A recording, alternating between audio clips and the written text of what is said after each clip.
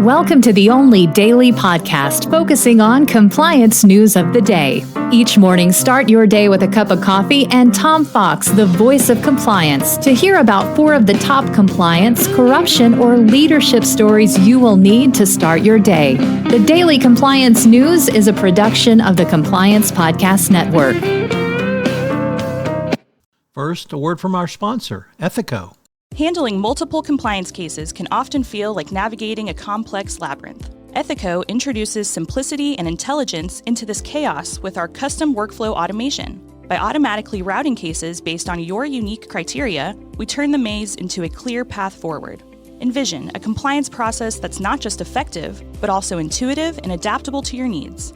It's time to redefine efficiency in your workplace. Embark on this journey of transformation at ethico.com/CPN. Book a demo and explore the white paper by Tom Fox, 2023, The Year in Compliance, to discover a world of seamless compliance management. The Daily Compliance News for February 7, 2024, the return of Adam Neumann edition.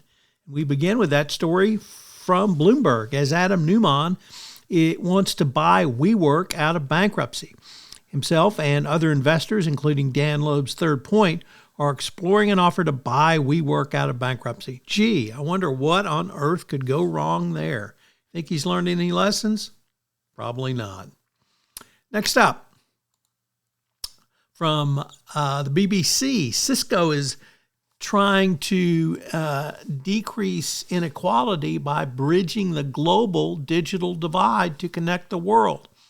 Every day, the CEO the EVP and Chief People Policy and Purpose Officer at Cisco is laser focused on one mission: bridging the gap between people who can access and use digital technology effectively and those who cannot. This digital divide is really keeping people from moving forward into the current world.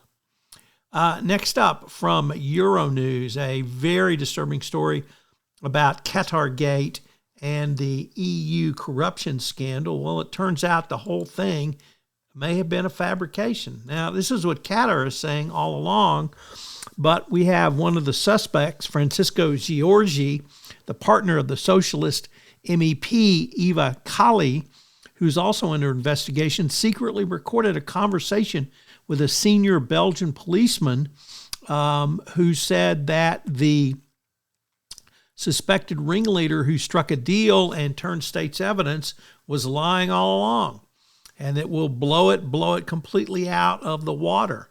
Very, very disturbing allegations and a complete cock-up by the European authorities. And our final story comes to us from the Risk and Compliance Journal.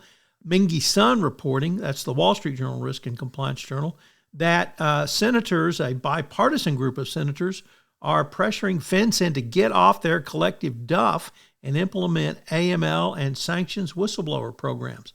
This law has been on the books now for 3 years, and for reasons completely unclear to everyone, FinCEN has not instituted a whistleblower bounty program as mandated by Congress back in 2021, and senators want to know why. They have scheduled hearings with FinCEN representatives to know what they have been doing the last 3 years and why they haven't complied with the law. In the month of February, the Compliance Podcast Network is sponsored by Ethico. Are you struggling to close cases? Well, Ethico is here for you. Take advantage of their innovative approach to empathetic issue intake, streamlined case management, and enterprise-wide disclosures. Learn more about how you can crowdsource risk management at scale at ethico.com/CPN. The Daily Compliance News is a production of the Compliance Podcast Network and a proud member of C-Suite Radio. Thanks so much for listening. I hope you'll join me again tomorrow.